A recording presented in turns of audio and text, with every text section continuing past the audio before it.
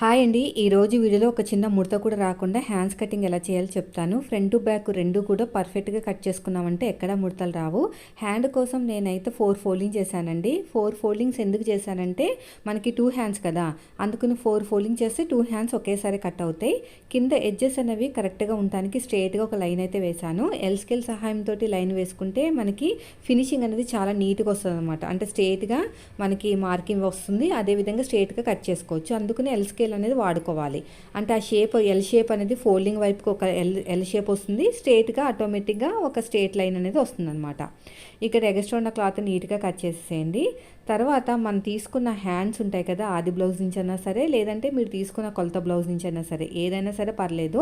అయితే వీళ్ళు ఏం చెప్పారంటే మనకి బార్డర్ ఎంత ఉందో అంత పెట్టేయమన్నారు, హ్యాండ్ బార్డర్ ఎంత ఉందో అంత పెట్టేయమన్నారు. సో నేనైతే ఒకసారి చెక్ చేసుకుంటున్నాను అసలు ఎంత వస్తుంది ఏంటనేది. ఇక్కడి నుంచి చూసుకుని పైన షోల్డర్ దగ్గర అంటే బార్డర్ దగ్గర ఒక మార్కింగ్ వేసుకుంటే మనం తీసుకున్న ఆది బ్లౌజ్ హ్యాండ్ కూడా ఒకసారి చెక్ చేసుకుందాం ఎంత వచ్చింది ఏంటనేది. దాన్ని బట్టి మనం హ్యాండ్ ఎంత పెట్టుకోవాలి ఏంటనేది ఈజీగా తెలిసిపోతుంది అనమాట. అయితే ఇప్పుడు ఎల్ స్కేల్ తీసేసుకుని స్ట్రేట్గా ఒక లైన్ అయితే వేసేయండి. మనకి బార్డర్ కట్ అవ్వకూడదని చెప్పారండి. అంటే మనం తీసుకున్న ఆది బ్లౌజ్లో హ్యాండ్ ఎంత ఉన్నా పర్లేదు, ఎక్కువ ఉన్నా తక్కువ ఉన్నా కూడా ప్రాబ్లం లేదు, కానీ బార్డర్ కట్ అవ్వకుండా చూసుకోమన్నారనమాట. సో దాన్ని బట్టి మనం హ్యాండ్ హైట్ అనేది మనం ఓన్గా డెసిషన్ తీసుకోవాలి. సో ఇప్పుడు ఎల్ స్కేల్ తీసేసుకుని స్ట్రేట్గా లైన్ వేసేయండి. ఇక్కడ ఇలా స్ట్రేట్గా లైన్ వేసేసుకోవాలి. లైన్ వేసుకున్న తర్వాత మనం చంక డౌన్ తీయాలి కదా, ఆర్మ్ లూజ్ ఎంత వచ్చిందో చూసుకోవాలి ఫస్ట్. చంక డౌన్కి ఏ సైజు వాళ్ళకైనా, ఎంత పెద్ద సైజు బ్లౌజ్ అయినా, ఎంత చిన్న సైజు అయినా, ఏ మోడల్ అయినా సరే ఇదే మెథడ్. బ్యాక్ పార్ట్ నుంచి ఇలా మనం ఉల్టా తీసేసుకుని బ్లౌజ్ని బ్యాక్ పార్ట్ నుంచి పైన షోల్డర్ కుట్టు తగ్గించి సైడ్ జాయింట్ ఫస్ట్ కుట్టు వరకు ఎంత వచ్చిందో చెక్ చేయండి.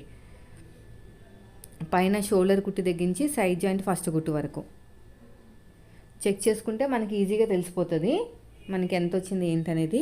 ఆర్మ్ లూజు పైన షోల్డర్ కుట్టు తగ్గించి సైడ్ జాయింట్ ఫస్ట్ కుట్టు వరకు బ్యాక్ పార్ట్ నుంచి మాత్రమే తీసుకోవాలి. ఫ్రంట్ పార్ట్ నుంచి తీసుకుంటే కరెక్ట్గా రాదు, ఎందుకంటే లో తీస్తాం కదా ఫ్రంట్ పార్ట్లో. సో ఎక్కువ తక్కువ వచ్చే ఛాన్సెస్ ఉంటాయన్నమాట. పైన షోల్డర్ కుట్టు తగ్గించి సైడ్ జాయింట్ ఫస్ట్ కుట్టు వరకు 8.6 అనేది వచ్చింది. అంటే 8వ నెంబరు ఆర్మ్ లూజ్ అనమాట, 8.6. సో 8వ నెంబర్ తోటి ఆర్మ్ లూజ్ వస్తే ఏ సైజు వాళ్ళకైనా ఎలాంటి బ్లౌజ్ అయినా చంక డౌన్ అనేది అంటే హ్యాండ్ డౌన్ అనేది 3.5 పెట్టుకోవాలి. 3.5. 8వ నెంబర్తో వస్తే 3.5, 9వ నెంబర్తో వస్తే 3.5, 7వ నెంబర్తో వస్తే 3 ఇంచులు, 6వ నెంబర్తో వస్తే 1.3. అర్థమైంది కదా. 8వ నెంబర్తో వచ్చింది కాబట్టి నేను 3.5 పెట్టుకుని ఎల్ స్కేల్ దగ్గర ఇలా స్ట్రేట్గా లైన్ వేసేస్తున్నాను. వేసుకున్న తర్వాత క్రాస్గా ఇక్కడ కూడా 3.5 వచ్చిందో లేదో చెక్ చేసుకోండి. ఇప్పుడు క్రాస్గా 8 మీద 6 గీతలు అంటే 8.5 అనమాట. ఓకేనా. 8.5కి ఇక్కడ ఒక మార్కింగ్ వేసుకోండి. ఇలాగా క్రాస్గా వేసుకోవాలి మార్కింగ్ అనేది, స్ట్రేట్గా వేసుకోకూడదు.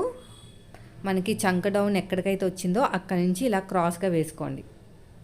ఇలా క్రాస్గా 8.6కి మార్కింగ్ వేసుకోండి. ఆ తర్వాత స్ట్రేట్గా చూసుకోండి, ఎంత వచ్చినా పర్లేదు. దీంట్లో సగానికి ఒక మార్కింగ్ వేయండి. తర్వాత మనకు ఒక స్కేల్ తీసేసుకుని ఇలా స్ట్రేట్గా లైన్ వేసుకోండి. ఇక్కడ నుంచి స్టార్ట్ అవుతుంది మనకి కర్వ్ తీయటం. ఇప్పుడు బ్యాక్ పార్ట్ కర్వ్ అనేది తీద్దాం. 8వ నెంబర్తో వస్తే ఇలా క్రాస్గా పావుతకు 2 ఇంచులకి మార్కింగ్ వేసుకోవాలి. క్రాస్గా పావుతకు 2 ఇంచులకి మార్కింగ్ వేసుకోవాలన్నమాట. మళ్ళీ చెప్తున్నాను, ఈ కార్నర్ నుంచి ఇక్కడ ఒక ప్లస్ గుర్తులాగా వచ్చింది కదా, ఇక్కడ క్రాస్గా పాతకు 2 ఇంచులు 8వ నెంబర్ వస్తాయి, 7వ నెంబర్ వస్తే 1.5, 9వ నెంబర్ వస్తే 2 ఇంచులు. షోల్డర్ దగ్గర 1 ఇంచు, ఏ సైజు వాళ్ళకైనా 1 ఇంచే, సైజుతో సంబంధం లేదు. హ్యాండ్ వస్తే చాలు 1 ఇంచ్ తీసేసుకుని ఇలాగ ఈ పాయింట్ ఆ పాయింట్ టచ్ అవ్వాలి. మళ్ళీ రివర్స్ తీసేసుకుని మళ్ళీ ఇలాగా మార్కింగ్ వేసుకోవాలి, అంతే, ఇంకేమీ లేదు. తర్వాత వచ్చేసి ప్లస్ గుర్తులాగా ఇక్కడ ఒక తయారైంది చూసారా, కర్వ్ స్టాండింగ్ లైన్ ఒకటి, కర్వ్ దగ్గర ఒకటి చూపిస్తాను చూడండి. చూసారు కదా, యారో మార్క్ దగ్గర ప్లస్ గుర్తు దగ్గర ఇక్కడ మన కిందకి ఒక 1/2 ఇంచు, ఆర్మ్ లూజ్ దగ్గర నుంచి మన వైపుకి 1 ఇంచు, అంతే. ఏ సైజు వాళ్ళకైనా అదే. ఆర్మ్ లూజు 6, 7, 8 అని ఏమీ లేదు, ఏ సైజు వాళ్ళకైనా ఇదే మెథడ్ అనమాట. మళ్ళీ కర్వ్ అనేది తిప్పేసుకుని మళ్ళీ ఆపోజిట్లో మళ్ళీ ఇంకో కర్వ్ అనేది తిప్పేసుకోండి, అంతే. ఇప్పుడు ఎలాగైతే మార్కింగ్ వేసామో సేమ్ అదే విధంగా కటింగ్ చేసుకోవాలి. హ్యాండ్ లూజ్కి ఒక మార్కింగ్ వేసుకోండి. ఇలా క్రాస్గా ఎగస్ట్రా ఖర్చు కోసం 2 ఇంచులు.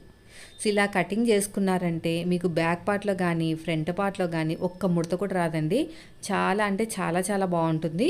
ఫినిషింగ్ కానీ ఫిట్టింగ్ కానీ సూపర్గా వస్తుందన్నమాట. అర్థమైందా? ఇక్కడ సైడ్కి మనకి అతుకులు పడతాయని చెప్పాను కదా, షోల్డర్ దగ్గర చిన్న టక్ ఇచ్చేసేయండి.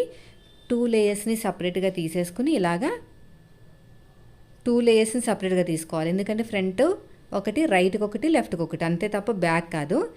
ఇలాగ నీట్గా కట్ చేసేయండి. చూసారా షేప్ అనేది ఎంత బాగా వచ్చిందో, ఐబ్రో షేపు అలా వస్తుందన్నమాట.